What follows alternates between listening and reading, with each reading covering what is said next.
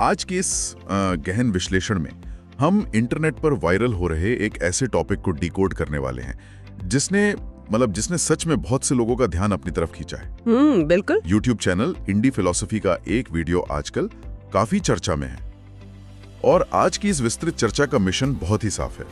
हमें उस थ्योरी को समझना है जो कहती है कि रात 11:11 पर सिर्फ 90 सेकंड की एक खास तकनीक का अगर 21 दिनों तक लगातार अभ्यास किया जाए जी, तो किसी भी इंसान की पूरी वास्तविकता बदल सकती है। फिर चाहे वो उसका बैंक बैलेंस हो, करियर हो या फिर उसके निजी रिश्ते हो। और देखा जाए तो ये दावा कोई मामूली बात नहीं है। मतलब ये सीधे तौर पर इस विचार को चुनौती देता है कि हमारी जिंदगी सिर्फ किस्मत के भरोसे चलती है। ये एक तरह से अपनी नियति की स्टीयरिंग व्हील खुद अपने हाथों में लेने का कॉन्सेप्ट है। बिल्कुल। और इस वीडियो में एक ऐसा हुक है, एक ऐसा पॉइंट है जो सच में सोचने पर मजबूर कर देता है। वीडियो एक ऐसे इंसान का उदाहरण देता है जो बेहद मेहनती है, जिसका दिल एकदम साफ है, जो दिन रात एक करके काम करता है, लेकिन अक्सर सफलता के बिल्कुल करीब पहुंचकर हार जाता है। हाँ, ऐसा बहुत लोगों के साथ होता है, मैंने देखा है। राइट। ऐसे में कोई भी सोचेगा कि शायद उसकी किस्मत ही खराब है, लेकिन क्रिएटर का मानना है कि प्रॉब्लम उस इंसान की मेहनत या उसकी नीयत में है ही नहीं। तो फिर प्रॉब्लम कहाँ है? असली गड़बड़ तब होती है जब वो इंसान रात को सोने जा रहा होता है। उस वक्त जब वो अपनी असफलताओं, अपने स्ट्रेस और अपनी चिंताओं के बारे में सोच रहा होता है, तब अनजाने में वो उसी हार को मैनिफेस्ट कर रहा होता है। मतलब वो यूनिवर्स को कह रहा है कि मुझे यही चाहिए। ये सच में एक बहुत ही दिलचस्प नजरिया है। अगर हम इसे एक बड़े कॉन्टेक्स्ट में देखें तो ये पूरा कॉन्सेप्ट प्राचीन भारतीय ज्ञान और मॉडर्न साइंस का एक बहुत ही इंटरेस्टिंग मिक्स है। हाँ। एक तरफ हमारे पास वेदों और उपनिषदों की फिलॉसफी है और दूसरी तरफ मॉडर्न क्वांटम फिजिक्स और न्यूरोप्लास्टिसिटी के सिद्धांत हैं। लेकिन आगे बढ़ने से पहले श्रोताओं के लिए ये स्पष्ट करना बहुत जरूरी है कि आज के इस चर्चा में हम इन दावों का ना तो समर्थन कर रहे हैं और ना ही इन्हें खारिज कर रहे हैं। बिल्कुल सही कहा आपने। हमारा काम सिर्फ स्रोत में दी गई जानकारी का एक निष्पक्ष और लॉजिकल एनालिसिस करना है। हम सिर्फ ये समझने की कोशिश कर रहे हैं कि आखिर इस विचार के पीछे का बेसिस क्या है। तो फिर चलिए इसी बात से शुरू करते हैं। मुझे इस बात ने सबसे ज्यादा अट्रैक्ट किया कि हमारी असफलता का कारण हमारी मेहनत की कमी नहीं, बल्कि हमारे सबकॉन्शियस माइंड यानी अवचेतन मन की गलत प्रोग्रामिंग है। लेकिन इसमें रात को नींद में जाने से ठीक पहले का समय इतना क्रिटिकल क्यों बताया गया? मतलब दिन के किसी और वक्त ये क्यों नहीं किया जा सकता? इसका जवाब विज्ञान और अध्यात्म दोनों में बहुत ही गहराई से दिया गया है। देखिए, वीडियो के अनुसार हमारे दिमाग के दो मुख्य हिस्से हैं, एक कॉन्शियस यानी तार्किक दिमाग और दूसरा सबकॉन्शियस यानी अवचेतन मन। ओके। दिन भर हमारा तार्किक दिमाग एक सिक्योरिटी गार्ड की तरह काम करता है।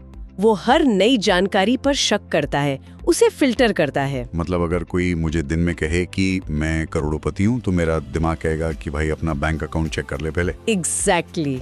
वो तार्किक दिमाग उसे रिजेक्ट कर देगा। लेकिन जब रात को इंसान सोने की तैयारी कर रहा होता है और नींद की गहराइयों में उतरने वाला होता है, तब ये सिक्योरिटी गार्ड सो जाता है। मॉडर्न साइंस की भाषा में इस अवस्था को थीटा ब्रेन वेव स्टेट कहा जाता है। Theta brain wave state. हाँ, यह वो वक्त है जब दिमाग की तरंगें बहुत धीमी हो जाती हैं और सबकॉन्शियस माइंड पूरी तरह से एक्टिव होता है, बिना किसी फिल्टर के। मतलब ये वो अजीब सी अवस्था है जब इंसान पूरी तरह से सोया भी नहीं होता लेकिन जाग भी नहीं रहा होता। हाँ, बिल्कुल वैसी अवस्था, जैसे कोई सपना शुरू होने ही वाला हो। और क्योंकि वो तार्किक सिक्योरिटी गार्ड सो चुका है, इसलिए अवचेतन मन कोई भी बात या सजेशन आसानी से मान लेता है। बिल्कुल। इस थीटा स्टेट में दिमाग एक स्पंज की तरह होता है जो हर जानकारी को सोख लेता है। और दिलचस्प बात यह है कि प्राचीन दर्शन में भी इसी बात को अलग शब्दों में कहा गया है। अच्छा। हाँ, श्रोत में यथामति तथा गति का जिक्र किया गया है, जिसका मतलब है जैसी हमारी मानसिकता या विचार होंगे वैसी ही हमारी नियति होगी। इसके अलावा उपनिषदों के महावाक्य अहम ब्रह्मास्मि को भी इससे जोड़ा गया है। अहम ब्रह्मास्मि का शाब्दिक अर्थ है मैं ही ब्रह्मांड हूँ या मैं ही अपने जीवन का रचयिता हूँ। ये सच में एक बहुत ही पावरफुल विचार है। और मजे की बात यह है कि इस आध्यात्मिक विचार को सपोर्ट करने के लिए वीडियो में निकोला टेस्ला का वो मशहूर कोट भी शामिल किया गया। हाँ, वो एनर्जी और वाइब्रेशन वाला। बिल्कुल। टेस्ला ने कहा था कि अगर ब्रह्मांड के रहस्यों को समझना है तो एनर्जी, फ्रीक्वेंसी और वाइब्रेशन के नजरिए से सोचना शुरू करो। और वीडियो ये भी दावा करता है कि ये 90 सेकंड की स्लीप तकनीक कोई नई इंटरनेट की खोज नहीं है। प्राचीन ग्रीस के मंदिरों और इजिप्ट के पिरामिडों में भी नाइट रिचुअल्स का बहुत महत्व था। जी हाँ, इजिप्ट और ग्रीस में स्लीप टेम्पल्स हुआ करते थे। Sleep temples? हाँ, ये दर्शाता है कि दुनिया भर की प्राचीन सभ्यताओं को कहीं ना कहीं इस बात का आभास था कि रात का वो विशिष्ट समय मानव मस्तिष्क के लिए एक रिसेप्टर या रिसीव करने वाले एंटीना का काम करता है। वाओ! वो लोग जानते थे कि नींद से ठीक पहले के विचार इंसान की हीलिंग प्रोसेस और उसकी जिंदगी के डायरेक्शन को तय करते हैं। तो यहाँ तक की बात तो समझ में आती है कि सोने से पहले का वक्त बहुत जरूरी है, क्योंकि हमारा दिमाग थीटा स्टेट में होता है। लेकिन अब एक बहुत ही लॉजिकल सवाल उठता है। क्या? रात के 11:11 का ही समय क्यों? मतलब 11:15 क्यों नहीं, या फिर रात के 10 बजे क्यों नहीं? इस खास नंबर के पीछे क्या थ्योरी दी गई है? स्रोत के आधार पर इसका सीधा कनेक्शन न्यूमरोलॉजी यानी अंक ज्योतिष से है। न्यूमरोलॉजी में 11 को एक मास्टर नंबर माना जाता है। Master number? हाँ, ये इंट्यूशन, इंसाइट और स्पिरिचुअल अवेकनिंग का नंबर है। वीडियो के अनुसार 11:11 का समय एक पोर्टल या एक दरवाजे की तरह काम करता है। ओके। ऐसा माना गया है कि दिन के इस खास मोमेंट पर चेतन और अवचेतन मन के बीच की दीवार सबसे ज्यादा पतली होती है। यानी ये अपने ही दिमाग को हिप्नोटाइज करने या उसमें कोई नया सॉफ्टवेयर इंस्टॉल करने का सबसे बेहतरीन विंडो है। सही कहा। और वीडियो में इसे समझाने के लिए एक और बड़ा उदाहरण दिया गया है। जब इंसान की बाहर की 2 आंखें बंद होती हैं और वो इस 11:11 के वक्त रिलैक्स करता है, तो वो एक तरह से अपने भीतर के सिस्टम को जागृत कर रहा होता है। दिमाग इस वक्त अल्फा और थीटा वेव्स के बीच झूल रहा होता है, और यही वो पॉइंट है जहां ब्रह्मांड और इंसान की फ्रीक्वेंसी एक सीध में आ सकती है। ठीक है, 11:11 का लॉजिक तो हमने डिकोड कर लिया, लेकिन इसके साथ एक और शर्त जुड़ी है, 21 दिन का नियम। हाँ, 21 दिन। अब ये 21 दिन ही क्यों? मतलब एक आम इंसान के लिए तो 3 दिन लगातार जिम जाना भी एक बड़ा टास्क होता है। हाँ। तो इस 21 दिन की कंसिस्टेंसी के पीछे का विज्ञान क्या है? इसके पीछे फिर से एक बहुत ही सॉलिड साइंस और पुरानी परंपरा का कॉम्बिनेशन है। मॉडर्न न्यूरो साइंस का ये मानना है कि हमारे दिमाग में नए न्यूरल पाथवे बनाने के लिए कम से कम 21 दिन का समय लगता है। नए न्यूरल पाथवे? हाँ, जब भी हम कोई नया विचार सोचते हैं तो दिमाग में न्यूरॉन्स का एक नया कनेक्शन बनता है। अगर उस विचार को 21 दिन तक रिपीट किया जाए तो वो कनेक्शन एक पक्के हाईवे में बदल जाता है, यानी वो हमारी आदत बन जाता है। ये तो वैसे ही बात हो गई कि अगर जंगल में एक ही रास्ते पे रोज चला जाए तो वहाँ एक पक्की पगडंडी बन जाती है। बिल्कुल सटीक उपमा है। और दिलचस्प बात ये है कि प्राचीन आयुर्वेद और योग में भी किसी भी नई आदत को अपनाने या पुरानी को छोड़ने के लिए मंडल की बात की गई है। मंडल? जी, जो इसी समय सीमा के आसपास होता है। वीडियो इसे आज की जनरेशन के लिए एक बहुत ही रिलेटेबल तरीके से समझाता है। कैसे? यह इंसान के दिमाग की हार्ड डिस्क को फॉर्मेट करके उसमें एक नया अपग्रेडेड सॉफ्टवेयर इंस्टॉल करने जैसा है, और उस इंस्टॉलेशन प्रोसेस में पूरे 21 दिन लगते हैं। हार्ड डिस्क फॉर्मेट करने वाला ये एग्जाम्पल सच में बहुत बढ़िया है। तो अब उस मेन पॉइंट पर आते हैं जिसके लिए हर कोई उत्सुक होगा। जी, वो 90 सेकंड की सटीक तकनीक आखिर है क्या? चलिए इस रिचुअल के स्टेप्स को एक एक करके डिकोड करते हैं, ताकि ये पूरी तरह से स्पष्ट हो सके कि क्रिएटर वास्तव में क्या करने का सुझाव दे रहा है। इस प्रोसेस का पहला स्टेप है प्रिपरेशन या तैयारी। स्रोत के अनुसार ठीक 11:11 बजे फोन को पूरी तरह से साइड में रख देना है। ये तो वैसे भी अच्छी आदत है। बिल्कुल। स्क्रीन से निकलने वाली ब्लू लाइट दिमाग को सोचने पर मजबूर करती है कि अभी दिन है, इसलिए फोन दूर रखना जरूरी है। इसके बाद शरीर की मुद्रा यानी पोस्चर पर ध्यान देना है। पोस्चर कैसा होना चाहिए? रीढ़ की हड्डी एकदम सीधी होनी चाहिए, चाहे इंसान बैठा हो या लेटा हो, और आंखें बंद होनी चाहिए। स्पाइन सीधी रखने का लॉजिक शायद एनर्जी फ्लो या ध्यान की अवस्था से जुड़ा होगा। हाँ, योग में इसका बहुत महत्व है। इसके बाद बारी आती है सांसों की।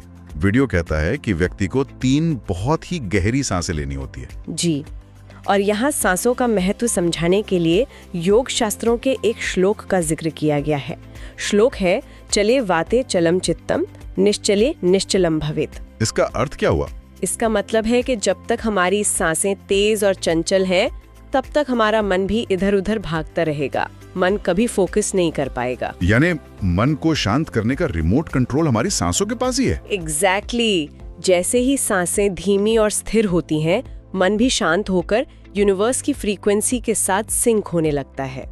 वीडियो में बताया गया है कि पहली गहरी सांस के साथ ब्रह्मांड की पॉजिटिव एनर्जी को अंदर खींचना है, दूसरी सांस के साथ दिमाग के सारे स्ट्रेस और विचारों को बाहर खाली करना है, और तीसरी सांस के साथ खुद को पूरी तरह रिलैक्स कर देना है, जैसे शरीर में कोई वजन ही ना हो। और जब शरीर और दिमाग इस जीरो ग्रेविटी जैसी शांत अवस्था में आ जाएं, तब आता है इस तकनीक का सबसे अहम हिस्सा, मूल मंत्र का उच्चारण। बिल्कुल। इस अवस्था में इंसान को मन ही मन 11 बार एक वाक्य दोहराना होता है।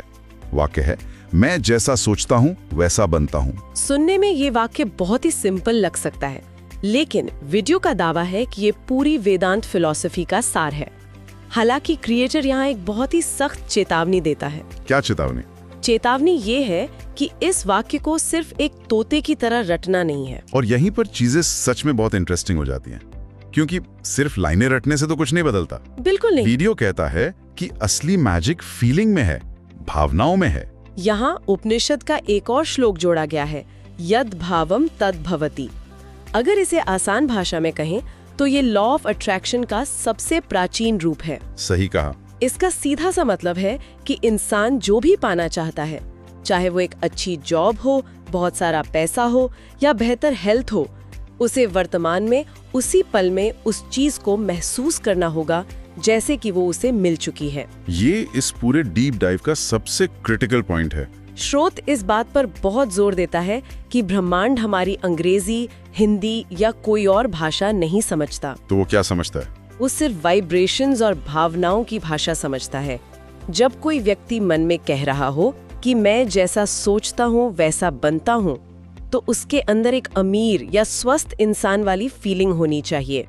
मतलब सिर्फ सोचना काफी नहीं है, शरीर में महसूस होना चाहिए। हाँ, वो भावनाएं शरीर के हर एक सेल में एक सिहरन, एक वाइब्रेशन के रूप में महसूस होनी चाहिए। रोंगटे खड़े हो जाने चाहिए। ये सिर्फ एक दिमागी ख्याल नहीं, बल्कि एक फिजिकल एक्सपीरियंस होना चाहिए। लेकिन यहाँ एक बहुत बड़ा सवाल खड़ा होता है। बताइए। थोड़ा क्रिटिकली सोचें तो आंखें बंद करके खुद को अमीर महसूस करने से मन को शांति मिल सकती है, नींद अच्छी आ सकती है, यहाँ तक तो साइंस समझ आती है। लेकिन इस भावना का बैंक बैलेंस या बाहरी दुनिया की हकीकत से क्या कनेक्शन है? मतलब सिर्फ सोचने से बैंक अकाउंट में पैसे तो नहीं आ जाएंगे ना? इन दोनों चीजों के बीच का ब्रिज क्या है? ये एक बहुत ही वैलिड सवाल है और वीडियो इसका जवाब एपिजेनेटिक्स और कर्म के सिद्धांत के कॉम्बिनेशन से देने की कोशिश करता है। एपिजेनेटिक्स? हाँ। वीडियो में डॉक्टर जो डिस्पेंजा और ब्रूस लिप्टन जैसे रिसर्चर्स का हवाला दिया गया है। अच्छा। एपिजेनेटिक्स बायोलॉजी की वो ब्रांच है जो ये बताती है कि हमारे विचार, हमारा स्ट्रेस और हमारा एनवायरनमेंट हमारे जीन्स को कैसे कंट्रोल करते हैं। अच्छा। ब्रूस लिप्टन की रिसर्च ये कहती है कि हमारी कोशिकाओं या सेल्स का बाहरी आवरण हमारे विचारों के प्रति रिएक्ट करता है। इसका मतलब है कि अगर कोई इंसान लगातार स्ट्रेस या गरीबी की फीलिंग में जी रहा है, तो उसके शरीर के जीन्स उसी तरह के केमिकल रिलीज करेंगे और उसकी बॉडी हमेशा एक सर्वाइवल मोड में रहेगी। बिल्कुल। और जब आप 21 दिनों तक रात को थीटा स्टेट में खुद को शांति, सफलता और प्रचुरता यानी अबंडेंस की फीलिंग देते हैं, तो आप असल में अपनी बायोलॉजी को बदल रहे होते हैं। वाओ, ये तो बहुत गहरा लॉजिक है। हाँ, जब इंसान की बायोलॉजी और उसका माइंडसेट बदलता है, तो अगले दिन सुबह उठकर उसके फैसले, उसका कॉन्फिडेंस और लोगों से बात करने का तरीका अपने आप बदल जाता है। शोध का तर्क ये है कि जब आप अंदर से बदलते हैं, तो आप उन अवसरों को देखने लगते हैं जो शायद पहले भी वहीं थे, लेकिन आपके स्ट्रेस ने आपको उन्हें देखने नहीं दिया। इसी तरह से आपके बाहरी रिश्ते और आपका काम बेहतर होने लगता है। ये लॉजिक काफी सेंस बनाता है। मतलब ये कोई जादू नहीं है, बल्कि अपने माइंडसेट को उस फ्रीक्वेंसी पर ट्यून करना है जहां आप सही फैसले ले सकें। बिल्कुल सही। लेकिन क्रिएटर ने एक बात और कही है जो थोड़ी डराने वाली है। उसमें कहा गया है कि बिना अभ्यास के ये ज्ञान जहर बन जाएगा। ये जहर शब्द का इस्तेमाल क्यों किया गया है? किसी नई चीज के बारे में जानना तो हमेशा अच्छा होता है ना। यहाँ जहर का दार्शनिक या साइकोलॉजिकल मतलब समझना होगा। वो कैसे? जब इंसान को ये पता चल जाता है कि उसकी समस्याओं का समाधान क्या है, जैसे कि उसे पता है कि उसे अपने विचार बदलने हैं, लेकिन फिर भी वो अपने आलस या पुरानी आदतों की वजह से उस पर अमल नहीं करता, तो वो ज्ञान उसके लिए एक मानसिक बोझ बन जाता है। एक तरह का कॉग्निटिव डिसोनेंस पैदा हो जाता है। Cognitive dissonance, right? इंसान खुद से नफरत करने लगता है क्योंकि वो जानता है कि वो बेहतर कर सकता है, पर कर नहीं रहा। पुरानी समस्या में जीते रहना और ये जानना कि इसका इलाज मेरे ही पास है, इंसान को अंदर ही अंदर खाने लगता है। ये बहुत ही डीप बात है। जानना काफी नहीं है, उस ज्ञान को अप्लाई करना जरूरी है। और इसी बात को समझाने के लिए वीडियो का अंत एक बहुत ही पावरफुल विजुअल के साथ होता है। हाँ, वो महाभारत वाला। जी, कुरुक्षेत्र के मैदान में खड़े अर्जुन और भगवान कृष्ण का रूपक। जी हाँ, ये रूपक इस पूरी चर्चा को सीधे तौर पर हमारे कर्म से जोड़ देता है। वीडियो के अंत में क्रिएटर हर देखने वाले के सामने एक दार्शनिक चुनाव रखता है। कैसा चुनाव? हम सभी के सामने दो रास्ते हैं। पहला रास्ता ये है कि हम अपनी उसी पुरानी घिसी पिटी जिंदगी में जीते रहें, हमेशा अपनी किस्मत, अपने बॉस या हालातों को दोष देते रहें। और दूसरा रास्ता? अर्जुन भी पहले हार मानकर बैठ गया था, लेकिन जब उसे ज्ञान रूपी कृष्ण की बात समझ में आई तो उसने अपने हथियार उठाए और अपना इतिहास खुद लिखा। तो बेसिकली ये तकनीक वो ज्ञान है और उस पर 21 दिन तक अमल करना वो हथियार उठाना है जिससे इंसान अपनी नियति खुद बदल सकता है। ये सच में एक ऐसा विचार है जो मोटिवेट करता है। बिल्कुल करता है। अगर हम आज की इस पूरी चर्चा को समेटें तो हमने कई अहम कॉन्सेप्ट्स को डिकोड किया। हमने समझा कि रात को नींद से ठीक पहले का वक्त, जब दिमाग थीटा स्टेट में होता है, वो अवचेतन मन की प्रोग्रामिंग का सबसे असरदार समय है। हाँ। हमने जाना कि न्यूमरोलॉजी के हिसाब से 11-11 एक मास्टर नंबर और पोर्टल है।